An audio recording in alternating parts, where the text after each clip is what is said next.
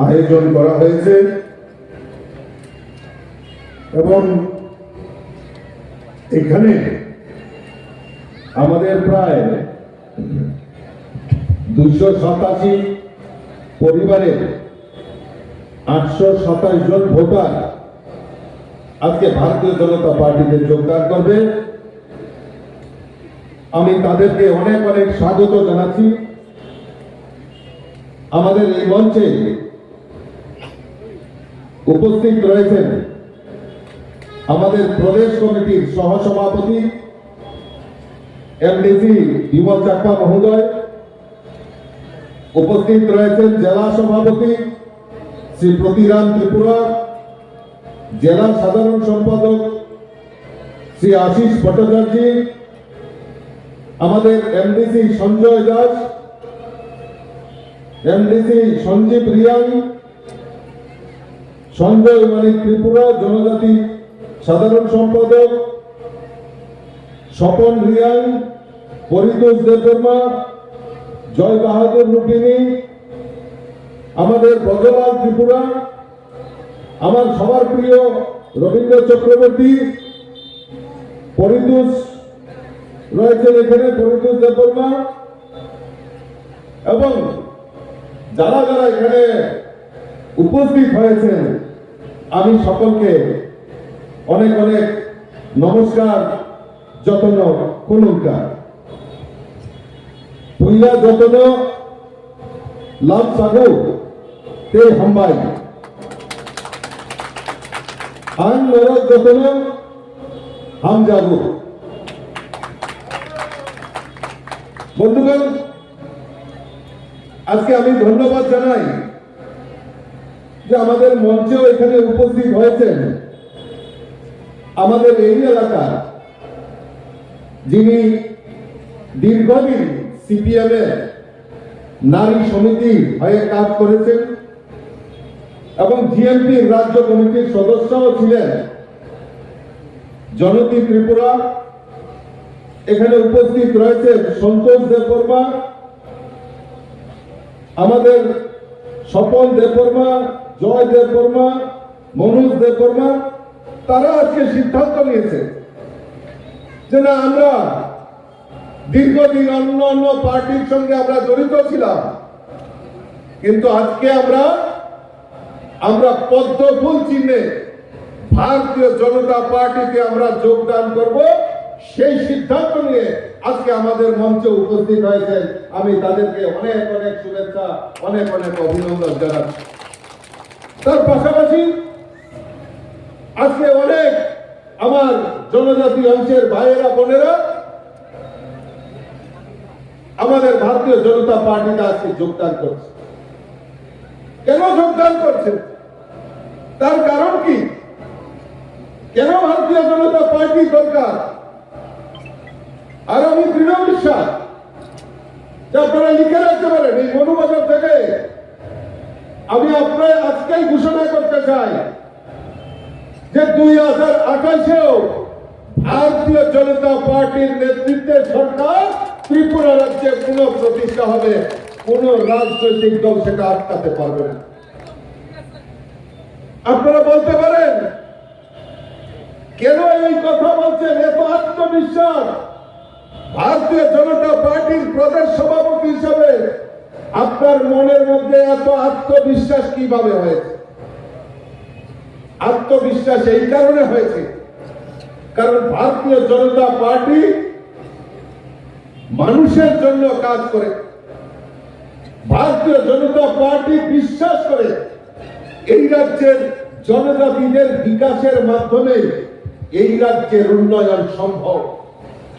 তাই আমাদের সরকার জনজাতি এলাকার বিকাশ হোক বা বিভিন্ন উন্নয়নমূলক কাজ হোক, আমাদের রাজ্যের সরকার, রাজ্যের মুখ্যমন্ত্রী এবং আমাদের কেন্দ্রের আমাদের যিনি সর্বজন নেতা যশস্বী প্রধানমন্ত্রী নরেন্দ্র মোদীজি, এই ডাবল ইঞ্জিনের সরকার মানুষের কল্যাণে গরিব মেহনতি মানুষই হোক, রাজ্যের শ্রমিক হোক, মহিলা হোক, যুবক হোক, কৃষক হোক, এবং আমার জনজাতি ভাই বোনেরাই হোক, প্রত্যেকের জন্য এই ডাবল ইঞ্জিনের সরকার কিছু না কিছু কাজ করছে।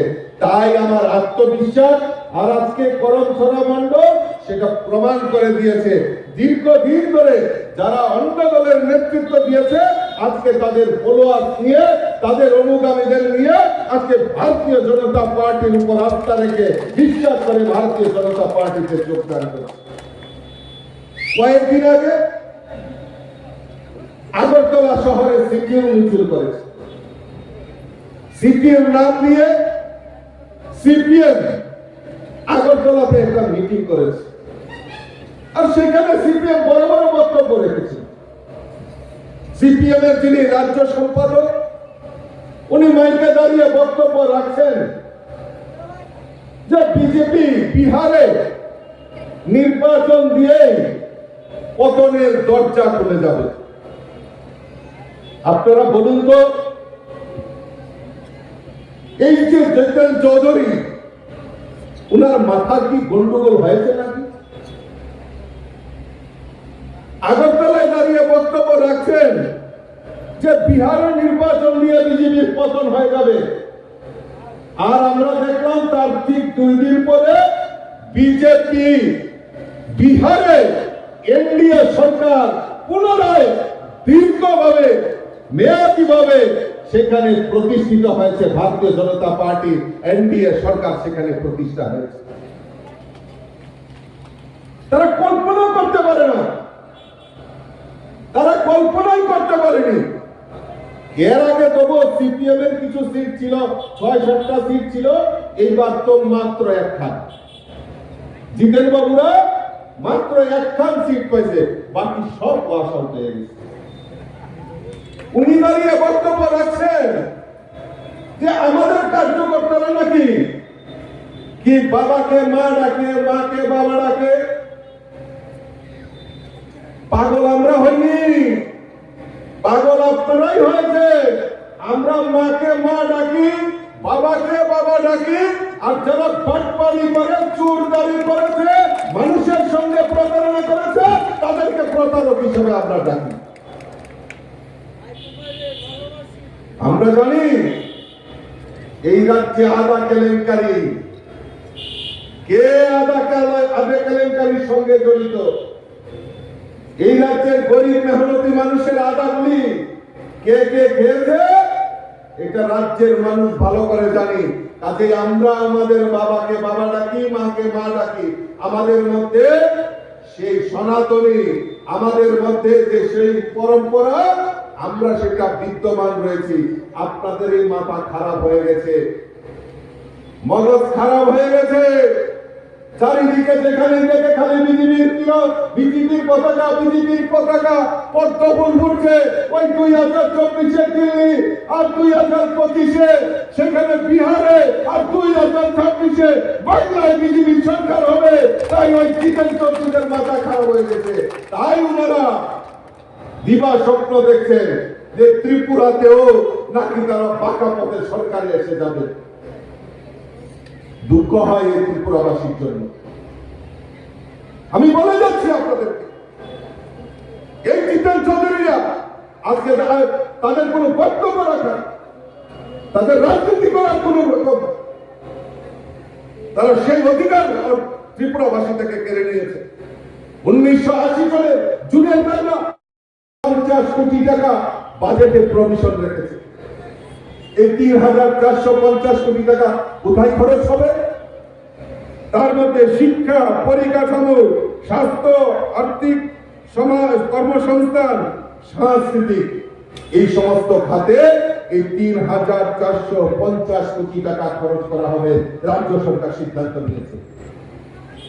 শিক্ষা ক্ষেত্রে আমি যে কথাটা বলেছিলাম যে 75-76 সাল পর্যন্ত জনজাতি এলাকায় বিদ্যালয় নির্মাণ করা, পরিকাঠামো উন্নয়ন করা কোনোদিনও করেনি আমাদের সরকার। আমি চ্যালেঞ্জ দিয়ে বলছি, একলব্য মডেল স্কুল আমাদের জনজাতি ছাত্র ছাত্রীরা যাতে উচ্চ শিক্ষায় শিক্ষিত হতে পারে, হোস্টেলে গিয়ে থেকে তারা যাতে ফ্রি পড়াশোনা করতে পারে, তার জন্য একলব্য বিদ্যালয়, রেসিডেন্সিয়াল স্কুল এখন পর্যন্ত 18টা জায়গাতে 18টা স্যাংশন এসছে, প্রায় 12টার কাজ কমপ্লিট হয়ে গেছে, বাকিগুলির কাজ চলছে।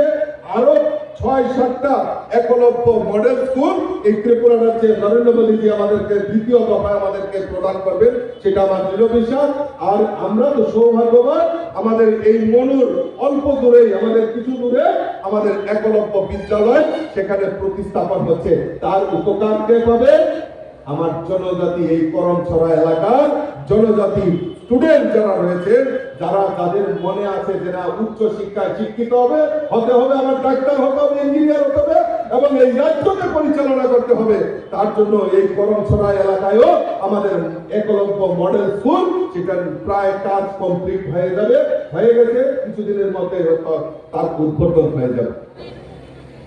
এই চিন্তা ভাবনা করছে, শুধু একলব্য স্কুল নয়, আজকে জনজাতি এলাকায় বিদ্যাজ্যোতি প্রকল্পে সিবিএসই বোর্ডে যাতে সিবিএসই প্যাটার্নে যাতে ছাত্রছাত্রীরা পড়তে পারে, বিভিন্ন কম্পিটিশনে যাতে অংশগ্রহণ করতে পারে, তার জন্য আমাদের পিএমসি স্কুল এবং আমাদের যে বিদ্যাজ্যোতি প্রকল্পে ইংলিশ মিডিয়াম স্কুল আমাদের জনজাতি এলাকায়, সেটার প্রভিশন আমাদের রাজ্য সরকার সেখানে প্রায় 1200 কোটি টাকার বাজেট সেখানে রয়েছে। পরিকাঠামো উন্নয়ন, আজকে জনজাতি এলাকায় জলের ব্যবস্থা, রাস্তাঘাট থেকে শুরু করে পানীয় জল সমস্ত কিছু পৌঁছে দেওয়ার জন্য প্রায় 900 কোটি টাকার বাজেট সেখানে রাখা হয়েছে।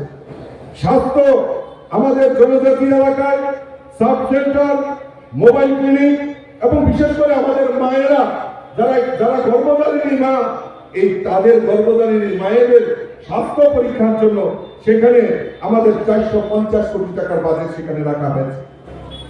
আমার জনজাতি যারা যুবক যুবতীরা রয়েছেন, তাদের স্কিলের মাধ্যমে তাদের যাতে স্বরোজগার করতে পারে, স্বনির্ভর হতে পারে, তার জন্য প্রায় 450 কোটি টাকা, আমি ভুল বলছি, সেখানে 500 কোটি টাকা এই জনজাতি ট্রাইবেল যারা রয়েছে যুবক যুবতী, তাদের কর্মসংস্থান এবং তাদের স্কিল ডেভেলপমেন্টের জন্য সেই বাজেটে প্রভিশন রাখা হয়েছে। আজকে আমরা জানি, আমরা যে কোনো অনুষ্ঠানে যাই, এই যে আমাকে ভিসা দিয়ে সম্বর্ধনা জানানো হয়েছে, এটা কাজের করি আমার এই জনজাতি ভাইয়েরা বোনেরা, আমার বিশেষ করে আমার মাতৃশক্তি, তাদের হাতের তৈরি এই ভিসা আমরা ধন্যবাদ জানাই নরেন্দ্র মোদীজিকে, যে নরেন্দ্র মোদীজি আমাদের উপজাতি মায়েদের হাতের তৈরি এই ভিসাকে জিআই ট্যাগ করে সারা বিশ্বের বাজারে একটা পরিচিতি করে দিয়েছে এবং এই কৃষ্টি এবং সংস্কৃতিকে বাইরের মানুষ যাতে জানতে পারে যে আমাদের কৃষ্টি, এই দেববর্মা বলুন, কিছুক্ষণ আগে বাবা গড়িয়ার নৃত্য হয়েছে, এখানে আমরা সেটা দেখেছি। আমার যিনি ডিস্ট্রিক্ট প্রেসিডেন্ট প্রতিরাম ত্রিপুরা বলছিলেন যে আজকে ত্রিপুরী, রিয়াং, আমাদের জমাতিয়া বিভিন্ন সম্প্রদায়ের মানুষ আমরা বাবা গড়িয়াকে আমরা মানি। এই বাবা গড়িয়ার নৃত্য, রিয়াং নৃত্য, হজাগরি নৃত্য, এইগুলিকে আরো বেশি করে এই ত্রিপুরা রাজ্যের বাইরে তার যে একটা পরিচিতি করার জন্য সেখানে প্রায় 100 কোটি টাকার বাজেট এই ত্রিপুরা সরকার সেখানে রেখেছেন। এছাড়াও আমাদের কেন্দ্রের মধ্যে দেশের যশস্বী প্রধানমন্ত্রী নরেন্দ্র মোদীজির নেতৃত্বে সরকার আমাদের এই রাজ্যে নয়, সারা ভারতবর্ষের জনজাতি অধ্যুষিত এলাকায় তাদের পরিকাঠামো উন্নয়ন, জনজাতি গোষ্ঠীদের জন্য একটি সম্প্রদায় নয়, জাতির মাধ্যমে তাদের কৃষ্টি এবং মূল ভিত্তিতে ভারতবর্ষের বাইরে পৌঁছে দেওয়ার কাজ আমাদের দেশের প্রধানমন্ত্রী নরেন্দ্র মোদীজি করেছেন। আরো অনেক কিছু রয়েছে, বন্ধন যোজনা থেকে শুরু করে মুখ্যমন্ত্রী ডাবল মিশন থেকে শুরু করে বিভিন্নভাবে আমাদের রাজ্য সরকার এই রাজ্যের জনজাতি বিকাশের জন্য কাজ করছে। তাই মানুষের মধ্যে আত্মবিশ্বাস এসছে যে না, এই জনজাতিরা একমাত্র এই ভারতীয় জনতা পার্টিকে পছন্দ করছে। আর ভারতীয় জনতা পার্টি এই সবকা সাথ সবকা বিকাশের মন্ত্র নিয়ে আমার সমস্ত জনজাতি ভাই বোনদের কাছে যাতে সমস্ত সুযোগ সুবিধা পৌঁছে যায় তার ব্যবস্থা করেছেন। বন্ধুগণ, গত 15ই নভেম্বর আমরা জনজাতি গৌরব দিবস আমরা উদযাপন করেছি। এই জনজাতি গৌরব দিবসে আমাদের রাজ্যের সরকার সেখানে বিভিন্ন ভাবে সেখানে কিছু প্রকল্প সেখানে ঘোষণা করেছে। আমাদের মুখ্যমন্ত্রী জনজাতি উন্নয়ন মিশন অধীনে 30,000 জনজাতি মহিলা, যিনি আমাদের মহিলা পার্টিকে বিনামূল্যে সুতা বিতরণের যে আমরা যে রিসা এবং পাসরা বানাই, প্রায় 30,000 জনজাতি মহিলাকে বিনা পয়সায় তাদেরকে সুতা দেওয়ার ঘোষণা সেই 15 নভেম্বর আমাদের রাজ্যের মুখ্যমন্ত্রী সেখানে ঘোষণা করেছেন। শিক্ষার্থীদের জন্য একটা সুখবর যে ছাত্রাবাসে আমাদের অভয়নগর, আগরতলার অভয়নগরে আমরা দেখেছি সেখানে অনেকগুলি স্কুল রয়েছে। পাশাপাশি এই স্কুলগুলিতে এই করমছড়াই হোক, মনু হোক এবং আমবাসা হোক, খোলাই হোক, বিভিন্ন জায়গা, গন্ডাছড়া হোক, বিভিন্ন জায়গা থেকে আগরতলাতে গিয়ে সেখানে তারা হয় কলেজে নতুবা স্কুলে পড়াশোনা করে। আমাদের সরকার সেখানে আমাদের অভয়নগরে একটি হোস্টেল নির্মাণ করার জন্য এই গত 15 নভেম্বর আমাদের মুখ্যমন্ত্রী সেখানে ঘোষণা দিয়েছেন। বন্ধুরা, আমাদের অনেক ছেলেমেয়েরা আগরতলায় গিয়ে বা বিভিন্ন ডিস্ট্রিক্ট হেডকোয়ার্টারে গিয়ে পড়াশোনা করেন, বিভিন্ন হোস্টেলে থাকেন তারা, আমাদের ছেলেমেয়েরা, জনজাতি ছেলেমেয়েরা। তাদের স্টাইপেন্ড আমরা যখন সরকারে ছিলাম না তখন মাত্র 50 টাকা ছিল 2018 আগে। আমাদের সরকার আসার পর আমরা 80 টাকা করেছিলাম এবং গত নভেম্বর মাসে আমাদের সরকার সেখানে 100 টাকা মাথা পিছু এই ছাত্র ছাত্রীদের দেওয়ার জন্য, স্টাইপেন্ড দেওয়ার জন্য আমাদের রাজ্যের মুখ্যমন্ত্রী সেখানে ঘোষণা করেছে। ইতিমধ্যে আমাদের 500 জন যারা আমাদের যুবক রয়েছেন, যারা আমাদের জনজাতি অংশের যুবকরা রয়েছে, এই 500 জন যুবককে কর্মসংস্থানের জন্য তাদেরকে বৈদ্যুতিক অটো দেওয়ার ঘোষণা আমাদের গত 15 নভেম্বর মাননীয় মুখ্যমন্ত্রী সেখানে ঘোষণা করেছেন। বন্ধু, প্রধানমন্ত্রী আবাস যোজনা আমাদের জনজাতি এলাকায় যাতে জনজাতিদের পাকা ঘর নির্মাণ করা যায় তার জন্য ব্যবস্থা আমাদের প্রধানমন্ত্রী আমাদের করেছেন। প্রধানমন্ত্রী উজ্জ্বলা জ্যোতি যোজনার মাধ্যমে আমাদের এই রাজ্যের জনজাতি অংশের যারা মায়েরা রয়েছেন তাদেরকে বিনা পয়সায় এলপিজি কানেকশন দেওয়ার ব্যবস্থা আমাদের দেশের প্রধানমন্ত্রী নরেন্দ্র মোদীজি করেছেন। বন্ধুগণ, আজকে 5 কেজি করে আজকে আমরা দেখি আগরতলায় কমিউনিস্টের নেতারা বক্তব্য রাখেন। কি বক্তব্য রাখেন? যে পাহাড়ে নাকি খাদ্য নেই, পাহাড়ে খাদ্যের অভাবে মানুষ মারা যাচ্ছে। আপনারা বুকে হাত দিয়ে বলুন তো, বুকে হাত দিয়ে বলুন তো যে আজকে 5 কেজি করে চাল ফ্রি রেশন শপের মাধ্যমে আমাদের দেশের প্রধানমন্ত্রী নরেন্দ্র মোদীজি 5 কেজি করে মাথা পিছু চাল দেওয়ার ব্যবস্থা আমাদের দেশের প্রধানমন্ত্রী নরেন্দ্র মোদীজি করেছে। এখানে অনেক বয়স্ক লোক, ইয়ং বয়সের জেনারেশনেরা হয়তো অনেকে জানেন না এই ইতিহাস। আর যারা বয়স্ক লোক তারা অনেকে জানেন, এখানে রবীন্দ্রনাথ আছেন, অনেকে আছেন বয়স্ক লোক। এই 1980 সনের জুনের দাঙ্গা, আমি এখান থেকে দাঁড়িয়ে বলছি, এই কমিউনিস্টরা সেদিন জনজাতি পাহাড়ি বাঙালির মধ্যে বিভেদ সৃষ্টি করার জন্য এই 1980 সনের জুনের দাঙ্গা করেছিল এই সিপিএমরা। আমি চ্যালেঞ্জ করে বলছি, এখানে মিডিয়ার লোক যদি থাকে আপনারা নোট করে রাখতে পারেন, আপনারা ভিডিও করে রাখতে পারেন। আশঙ্কা ছিলেন চৌধুরী জবাব দাও, আমার কাছেও জবাব তৈরি আছে, বহু প্রমাণ রয়েছে আমাদের কাছে। 1980 সনের চুলের দাঙ্গা এই পাহাড়ি বাঙালির মধ্যে আমার এখনো মনে আছে, সেই মনুবাজারে, দুমাচড়া বিভিন্ন এলাকায় এই জাতি পাহাড়ি বাঙালির মধ্যে বিভেদ তৈরি করে এই কমিউনিস্ট 25 বছর এই রাজ্যে রাজত্ব করেছে। তার ইতিহাস আমরা ভুলে যাই। আবারও সেই রকম পরিবেশ তৈরি করা ত্রিপুরা রাজ্যে তৈরি করে বাঁকা পথে কিভাবে রাজত্ব করা যায়, কমিউনিস্টের শাসন করা যায়। কয়েকদিন দেখলাম কংগ্রেসের সঙ্গে ইলো করেছে, এখন দেখলাম কংগ্রেসকেও গালিগালাজ করে, আবার কংগ্রেসী নেতারাও সিপিএম কে গালিগালাজ করে। ভেবেছিল ওই কংগ্রেসী নেতাদের ধরে ওই বাঁকা পথে আবার ওই সিপিএম, কংগ্রেস, অন্যান্য দল মিলে ত্রিপুরা রাজ্যকে লুণ্ঠন করার, ত্রিপুরা রাজ্যে ক্ষমতায় আসা যায় ব্যাকডোর দিয়ে, পিছনের দরজা দিয়ে। সেটা সম্ভব হবে না, সম্ভব হবে না। আমি তো বলবো এই জিতেন চৌধুরীকে পিছনের দরজা হোক আজকে যাও কত ছিল এই পরমছড়া মন্ডল পিছনের দরজায়ও তালা মেরে দিয়েছে। আমি বলবো আপনি খোঁজ খবর নিয়ে দেখবেন এই পরমছড়া আমার যারা সিনিয়র নেতৃত্বরা আজকে সেই পিছনের দরজাও তালা মেরে দিয়েছে। আর আশা নেই, আর দিবা স্বপ্ন দেখা যাবে না। তাই ওনারাই এখন ওই বাবাকে মা ডাকবে, মাকে বাবা ডাকবে। সেই পরিস্থিতি জিতেন চৌধুরীর আজকে করমছড়া মন্ডল সেটা করে দিয়েছে। বন্ধুগণ অবাক লাগবে আজকে এই কমিউনিস্টরা যারা জাতি জনজাতির মধ্যে পাহাড়ি বাঙালির মধ্যে বিভেদ তৈরি করে রাজনীতি করেছে ত্রিপুরা রাজ্যে 25টা বছর। আমরা ভুলে গেছি সেই কালো দিনগুলি। চারিদিকে খালি সন্ত্রাস আর সন্ত্রাস, একটা নৈরাজ্যে সৃষ্টি করেছে। খালি বলতো গরিবের সরকার, গরিবের সরকার। আরেকটা স্লোগান ছিল, মনে আসেনি আপনারা? ইনকলাব জিন্দাবাদ, আমরা খাবো তোমরা বাদ। মনে আছে তো? এই স্লোগান দিত। আপনারা ভুলে গেছেন? এই রাজ্যের প্রাক্তন মুখ্যমন্ত্রী সিপিএম এর নেতা সাদা পাঞ্জাবি করে উনি ঘোরাঘুরি করেন।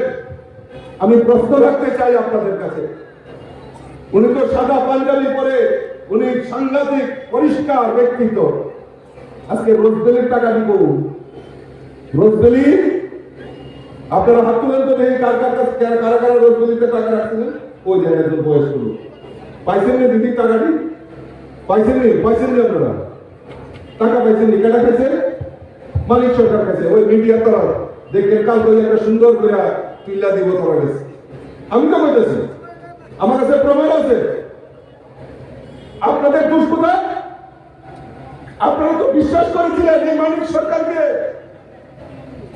এই মালিক সরকারকে রোজবেলির মতো সংস্থার তারা পার্ক, আগরতলায় পার্ক উদ্বোধন করেছে, বড় বড় অফিস বানিয়েছে। সেখানে গিয়ে প্রাক্তন মুখ্যমন্ত্রী মানিক সরকার সিপিএম এর নেতা উনি বলেন না গরিবের সরকার? উনি গিয়ে ভিটা কাটছেন, মালিকের সঙ্গে কোলাকুলি করছেন। আর কি বলছেন? উনি বলছেন আপনারা রোজবেলিতে টাকা রাখুন। রোজবেলির মালিককে বলছে আরো তাড়াতাড়ি আয়েন, ত্রিপুরার আরো অনেক গরিব লোকের টাকা আত্মসাৎ করে আমারে কিছু দিয়া যায় পিছন দাও। মানুষ বিশ্বাস করেছিল। একজন বয়স্ক লোক এখানে হাত তুলেছেন, একজন মহিলা, আমার মা গরিব মহিলা, বিশ্বাস করেছিল যে রাজ্যের মুখ্যমন্ত্রী বলছেন, তাহলে আমাদের বিশ্বাস করতে হবে। রোজবেলিতে টাকা রেখেছেন, আজ পর্যন্ত সেই রোজবেলির টাকা ফেরত দেননি। শুধু রোজবেলি নয়, এই রাজ্যের বিভিন্ন আনাচে কানাচে এলসিএম, ডিসিএম, সিসিএম নেতারা যারা সিপিএম করত, তারা বিভিন্ন চিটফান্ড সংস্থার নাম দিয়ে আমাদের এই রাজ্যের গরিব মেহনতি মানুষের টাকাগুলি আত্মসাৎ করেছে। তাই মানুষ 2018-তে এই ত্রিপুরা রাজ্যের মানুষ উচিত শিক্ষা দিয়েছে এই সিপিএম কে চিরতরে এই ত্রিপুরা রাজ্যের মাটি থেকে মুছে ফেলার কাজ আমাদের এই ত্রিপুরা রাজ্যের মায়েরা, বোনেরা, আমার ভাইয়েরা, বোনেরা, দাদারা সবাই এই সিপিএম কে উৎখাত করে দিয়েছে চিরকালের জন্য। আর আসা যাবে না, আর আসতে পারবে না। বন্ধ হয়ে গেছে তাদের দরজা। ওই কমিউনিস্টের দরজা এই ত্রিপুরা রাজ্যের মানুষ চিরতরে বন্ধ করে দিয়েছে। বন্ধুগণ, আজকে কংগ্রেসীরা, ত্রিপুরা রাজ্যের কংগ্রেস, আমি আসার পর জিজ্ঞেস করছিলাম যে করমছড়া মন্ডলে কংগ্রেসের কয়জন নেতা আছে। মন্ডল সভাপতি, প্রাক্তন মন্ডল সভাপতি ওনারা বলছিলেন আমার কাছে যে দাদা আর 2-1 জনের আছে, আর খুব একটা বেশি নাই। ইডি কি করতেছে? থাকো, ইডি থাকো। কংগ্রেসের যত অপকর্ম আছে, সমাজের যত অপকর্ম আছে ইডি করে, কাজে ইডি আর আমরা দলের না লাভ নাই, ইডি অপকর্ম করতে থাকো। কারণ কংগ্রেস প্রতিজ্ঞা করে নিয়েছে যে हमारा दो छोटा परिवार सुखी परिवार। কাজে কংগ্রেস আর এখন আর এই করমছড়া মন্ডলে কিছু নেই, 1-2 জন আছে, তারা মোটামুটি সাইকেল রেখে দিয়েছে বলে তারা থাকো। যে কংগ্রেসের যে চরিত্র ওই তাদের মাধ্যমে সেটা প্রমাণিত হয় যে কংগ্রেসের চরিত্র।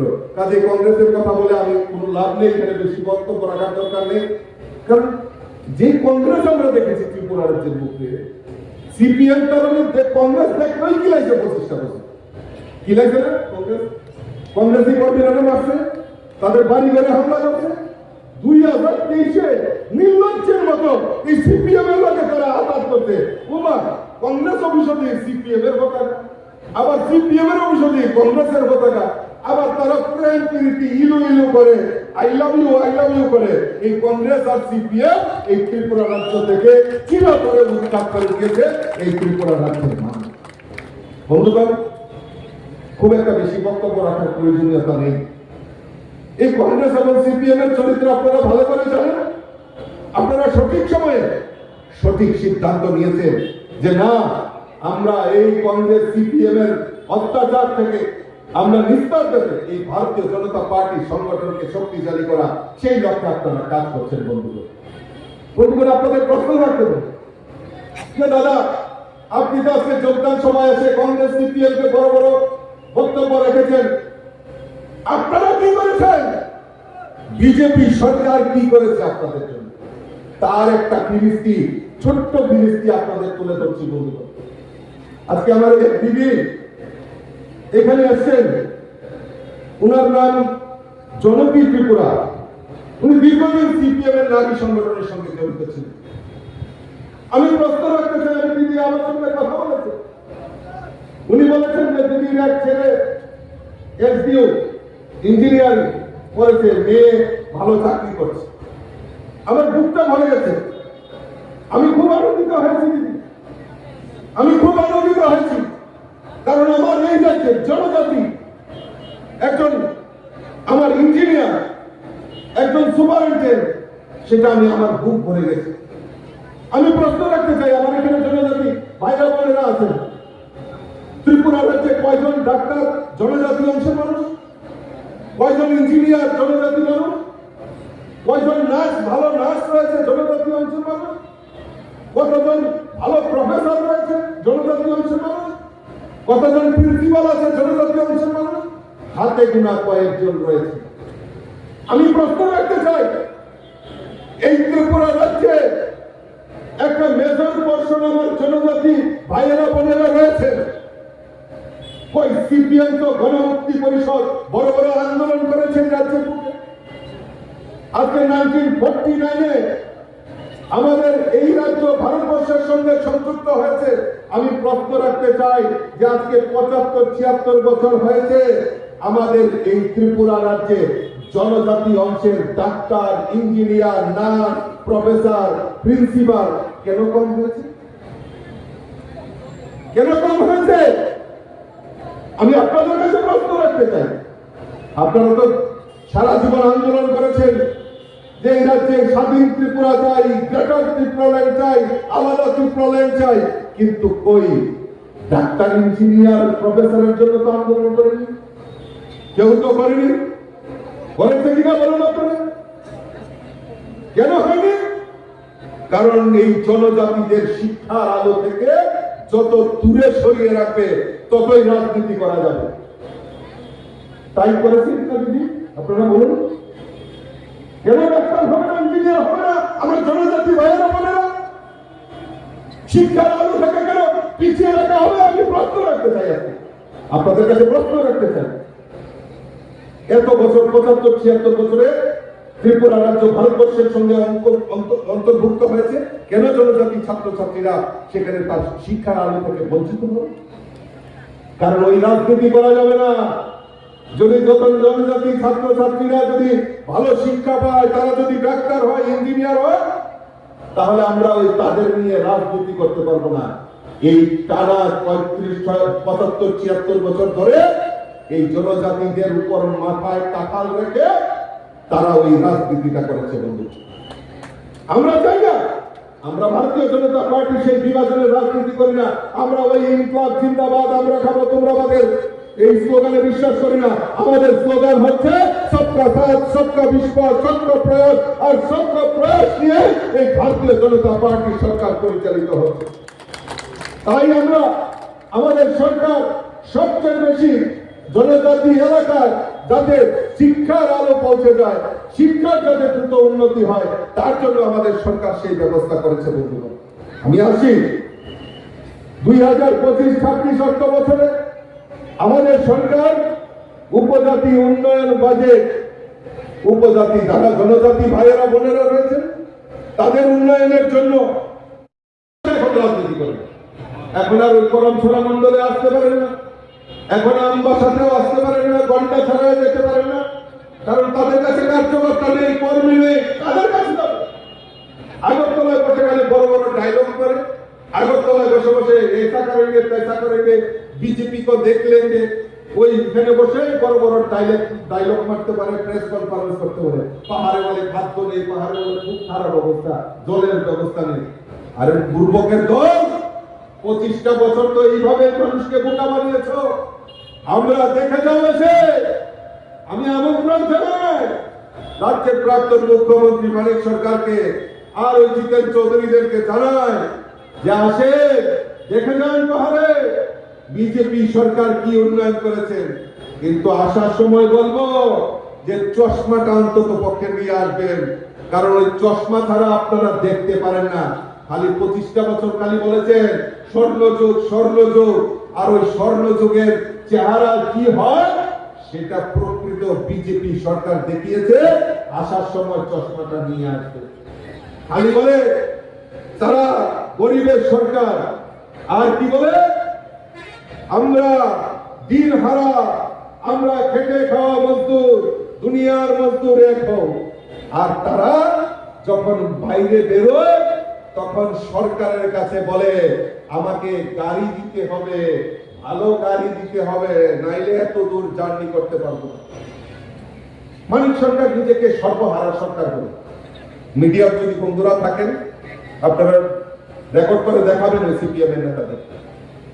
সর্বহারা সরকার মানিক সরকার, কিছু নেই, সাদা পাঞ্জাবি ছাড়া আর কিছু নেই। উনি যখন মন্ত্রিত্ব গেল, উনি এখন বিধায়ক নয়, উনি একজন প্রাক্তন মুখ্যমন্ত্রী। উনি আমাদের মানিক সাহা যিনি আমাদের মুখ্যমন্ত্রী, উনাকে চিঠি লিখলেন যে আমাকে একটা ভালো গাড়ি দিতে হবে, নতুন গাড়ি। আমাদের মানিক সাহাজি আমাদের মুখ্যমন্ত্রী, উনিও দিন দরিয়ার মানুষ, উনি বললেন ঠিক আছে আমি একটা ভালো গাড়ি দিয়ে দেবো। আমাকেও বললেন, মাননীয় মুখ্যমন্ত্রী বললেন যে উনাকে একটা ভালো গাড়ি দিয়ে দিয়েছি। আমি বলি খুব ভালো হয়েছে, এখন গিয়ে গ্রামে গঞ্জে যত এই নতুন গাড়িটা নিয়ে যাবে আমি বিজেপির কার্যকর্তাদের বলবো যে আমাদের মাননীয় মুখ্যমন্ত্রী দয়া করে এই নতুন গাড়ি দিয়েছে, আর ওইখানে গিয়ে বিজেপিকে যত বকাবকি করবে তত বিজেপির সংখ্যা আরো বৃদ্ধি হবে। আমি বলেছি ভালোই হয়েছে। এইবার আরেকটা চিঠি লিখেছে যে আমি যখন ওই বিজেপিকে গালিগালাজ করে যখন বাড়িতে আসবো, আমি তো একটু ভালো বিছানা না হলে, ভালো ঘর কোয়ার্টার না হলে আমি তো ঘুমাতে পারবো না।